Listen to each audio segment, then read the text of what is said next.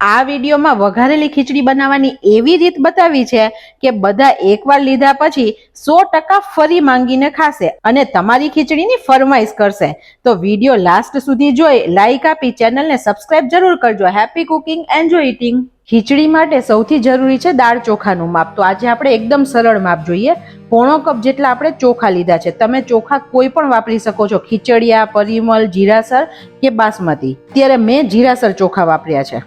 જે વાટકી ચોખાનું માપ છે તે સેમ વાટકીથી આપણે અડધો કપ જેટલી મગની ફોતરાવાળી દાળ લીધી છે. આમાં તમે પીળી દાળનો પણ ઉપયોગ કરી શકો છો. દાળ ચોખાને આપણે એક બાઉલમાં લઈએ. હવે તેની અંદર આપણે 4 ચમચી જેટલી તુવેરની દાળ એડ કરીએ છીએ. તુવેરની દાળ એડ કરવાથી ખીચડીનું ટેક્સચર બહુ જ સરસ આવશે. બધું આપણે એકવાર મિક્સ કરી દઈએ.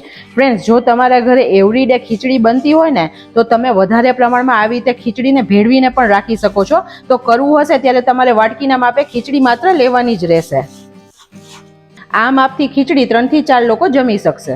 દાળ ચોખાને આપણે ધોઈ લેવાના છે. જ્યાં સુધી આપણું ખરાબ પાણી નીકળતું હોય, ડોળું પાણી નીકળે ત્યાં સુધી આપણે દાળ ચોખાને ધોઈશું. એપ્રોક્સ 4 થી 5 વાર આપણે ધોવા પડશે. ખીચડીને આપણે 4 વખત પાણીથી ધોઈ છે. હવે તમે જોઈ શકો છો કે તેમાં એકદમ ક્લિયર પાણી આવી રહ્યું છે. પહેલા જે ખરાબ પાણી, ડોળું પાણી હતું તે હવે નથી. 1/4 કપ જેટલા સિંગદાણા લીધા છે. વઘારેલી ખીચડીમાં સિંગદાણાનો સ્વાદ એકદમ સરસ લાગે છે ફ્રેન્ડ. સિંગદાણાને પણ 1 થી 2 વખત ધોઈ અને આપણે તેને પલાળી દઈશું. સિંગને આપણે 10 મિનિટ સુધી પલાળી દઈએ. અત્યારે આપણે કુકર લીધું છે. ગેસની ફ્લેમ એકદમ સ્લો રાખી છે.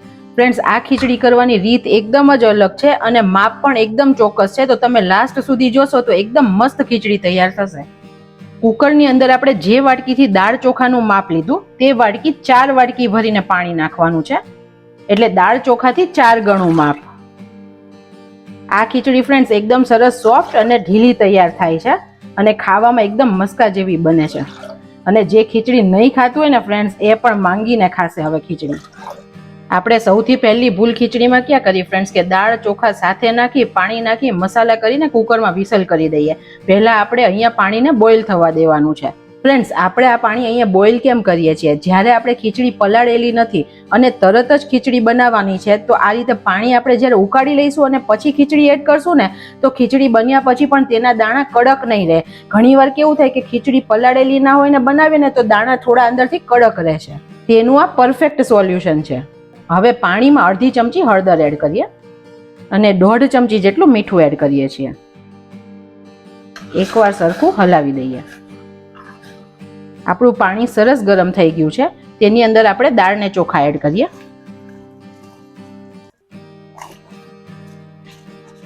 બે મીડિયમ બટેટાને આવી રીતે મોટા ટુકડામાં સમારી લીધા છે અને પાણીમાં રાખ્યા હતા જેથી કાળા ના પડે. તે એડ કરીએ.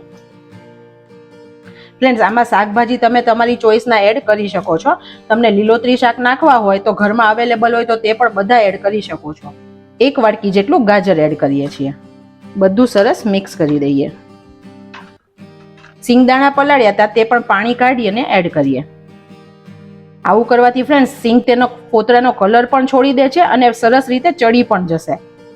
ઢાંકણ બંધ કરી મીડિયમ ટુ લો ફ્લેમ પર આપણે 4 વિસલ થવા દઈએ.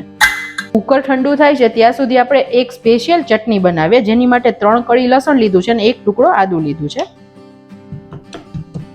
પહેલા આપણે તેને ટોચી લઈએ. લસણ અને આદુ અધકચરું ટોચાય પછી 1/2 ચમચી જેટલું કાશ્મીરી લાલ મરચું એડ કરીએ છીએ. અડધી ચમચી જેટલું ધાણા જીરું એડ કરીએ. 2 પિંચ જેટલું મીઠું એડ કરીએ છીએ. ફરીથી તેને ટોચી લઈએ. ફ્રેન્ડ્સ, આ લસણીયો મસાલો એટલો ટેસ્ટી હોય છે કે જે પણ વસ્તુમાં એડ થશે ને તેને 4 ચાંદ લગાવી દેશે. અને જો તમે લસણ નથી ખાતા તો તમે આને સ્કીપ કરી શકો છો. આપણી લસણની ચટણી બનીને રેડી છે. ઠંડુ થઈ ગયું છે. આપણે ખોલીને ચેક કરીએ.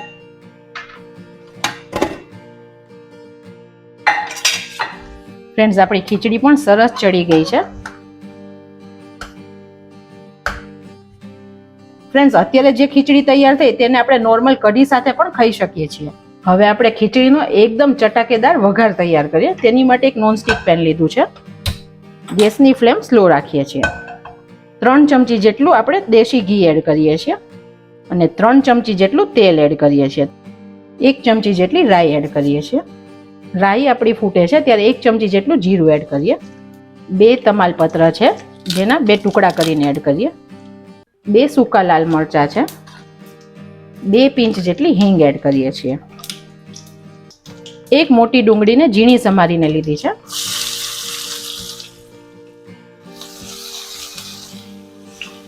વાવ ફ્રેન્ડ્સ, અત્યારે વઘારની જેટલી મસ્ત સુગંધ રસોડામાં આવે છે ને, અને તમે આ રીતે ખીચડી બનાવીને ખાશો ને ફ્રેન્ડ્સ, તો કોઈ નહીં કે બોરિંગ ખીચડી છે. બધા ટેસ્ટી ખીચડી છે એમ કરીને માંગીને ખાશે. ડુંગળીને આપણે ગુલાબી અને ટ્રાન્સપરન્ટ થાય તેટલી થવા દઈએ. હવે ડુંગળી આપણી સરસ સતળાઈ ગઈ છે. આપણે લસણની પેસ્ટ એડ કરીએ. હવે લસણની કચાશ દૂર થાય ત્યાં સુધી બંનેને સાતળીએ. જો ફ્રેન્ડ્સ તમે લસણ ડુંગળી નથી ખાતા તો તમારે ડુંગળી નહીં એડ કરવાની. વઘાર થાય ત્યારે ડાયરેક્ટ ટમેટા એડ કરી દેવાના અને લસણની પેસ્ટ તમારે સ્કીપ કરવાની. તેની જગ્યાએ તમારે તીખાશ લીલા મરચાંની આપવાની. લીલા મરચાં ને આદુને ટોચીને નાખશો તો પણ એકદમ સરસ સ્વાદ આવશે. લસણ સરખું સતળાય પછી 2 ટમેટાના ટુકડા કરીને એડ કરીએ. ફ્રેન્ડ્સ, આપણે જે નોર્મલ વઘારેલી ખીચડી ડાયરેક્ટ કુકરમાં કરીએ છીએ અને આ ખીચડીના સ્વાદમાં 1000 ગણો ફરક છે. કેમ કે આમાં જે તડકો છે તે એકદમ ટેસ્ટી છે, તો તમને ખીચડી એકદમ સરસ લાગશે. અને ડાયરેક્ટ તમે જ્યારે કુકરમાં વઘાર કરો ને ત્યારે થોડી ફિકાસ આવી જાય, પણ આવી રીતે ઉપરથી વઘાર કરો ને તો વસ્તુ એકદમ ટેસ્ટી બને. આવી જ સ્પેશિયલ ટિપ્સ જોતા રહેવા માટે ચેનલને સબસ્ક્રાઇબ જરૂર કરજો ફ્રેન્ડ્સ. સબસ્ક્રાઇબ કરવું એકદમ ફ્રી છે. અને તમે તમારા ઘરે રેસીપી બનાવી અને મને કમેન્ટ સેક્શનમાં જણાવી શકો છો પણ ખરા કે તમારા ઘરે રેસીપી કેવી બની. 1/4 ચમચી જેટલી હળદર એડ કરીએ. આપણે ખીચડીમાં એડ કરી છે, મસાલાના ભાગની જ એડ કરીએ છીએ. બીજું અડધી ચમચી કાશ્મીરી લાલ મરચું એડ કરીએ છીએ. 1/4 ચમચી જેટલું મીઠું એડ કરીએ છીએ. પાછળથી આપણે ટેસ્ટ કરીને વધારે એડ કરી શકીશું. ફ્રેન્ડ્સ, જો તમારે ખડા મસાલા વાપરવા હોય તો તમે જ્યારે વઘાર કરો ત્યારે તજ, લવિંગ, બાદિયા બધું વાપરવાનું. પણ અત્યારે હું ગરમ મસાલો વાપરવાની છું તો મેં ખડા મસાલા નથી ઉમેર્યા. 1/4 ચમચી જેટલો ગરમ મસાલો એડ કરીએ છીએ. 1/4 કપ પાણી એડ કરીએ જેથી ટમેટા સરસ સતળાઈ જશે અને મસાલા સરસ ભળી જશે. ફ્રેન્ડ્સ, અત્યારે આપણી ખીચડી છે તે નોર્મલ છે, વધારે પાણીવાળી પણ નથી અને એકદમ ઢીલી પણ નથી. હવે જ્યારે આપણે આ વઘારવાળી ખીચડી કરીએ ને ત્યારે તે લસલસતી અને ઢીલી હોય, તો આપણે પાણી તે રીતે ઉમેરવાનું. જો તમારું 4 ગણું પાણી સરખું થઈ ગયું હોય અને ખીચડીમાં પાણી ઉપર આવી ગયું હોય તો તમારે ઓછા પાણીની જરૂર પડશે. પણ જો ખીચડી આવી રીતે ડ્રાય હશે તો તમારે જ્યારે વઘાર કરો ત્યારે તેમાં સરખું પાણી ઉમેરવાનું જેથી ખીચડી સરસ લસલસતી બને. અત્યારે આપણે 1 કપ જેટલું પાણી એડ કરીએ છીએ. આ ખીચડી ફ્રેન્ડ્સ થોડી નરમ હશે ને તો જ સરસ લાગશે, અને જેમ ખીચડી પડી રહેશે તેમ દાળને લીધે તે પાછી ઘટ પણ થતી જશે. તો પહેલેથી આપણે થોડી ઢીલી જ રહેવા દઈશું. હવે આપણે પાણીને સરખું ગરમ થવા દઈએ. પાણી સરસ ઉકળી ગયું છે ને ઉપર તેલ ને ઘી પણ સરસ છૂટા પડી ગયા છે. હવે આપણે ખીચડી એડ કરીએ છીએ.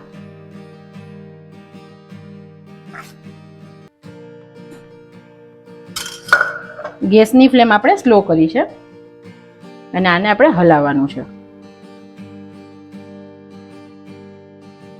ફ્રેન્ડ્સ, છે ને એકદમ નવી રીત, અને ખીચડી તો એટલી ટેસ્ટી બનશે ને કે કોઈ નહીં કે આ ખીચડી સાદી ખીચડી તમે બનાવી છે. તમારા ઘરે કોઈ ગેસ્ટ આવ્યા હશે ને બનાવશો ને તો પણ એકદમ મસ્ત ઇમ્પ્રેશન પડશે ફ્રેન્ડ્સ, અને તમારી રસોઈના તો વખાણ થશે. આ ટાઈમે હજી તમને પાણી ઓછું લાગતું હોય અને વધારે વખત પછી તમારે જમવાનું છે તો ખીચડી ઢીલી રાખવાની, કેમ કે ફ્રેન્ડ્સ ખીચડી પાછળથી ઘટ થશે. આ ટાઈમે ફ્રેન્ડ્સ તમે મીઠું ટેસ્ટ કરી શકો છો. તમારે મીઠું પ્લસ કરવું હોય તો તમારા ટેસ્ટે અત્યારે વધારે દેજો. અત્યારે એકદમ સરસ લસલસતી ખીચડી બની ગઈ છે ફ્રેન્ડ્સ, અને એટલી મસ્ત સુગંધ આવી છે. હવે આને વધારે સરસ સ્વાદ આપવા માટે ઉપરથી આપણે 2 ચમચી જેટલું દેશી ઘી એડ કરીએ છીએ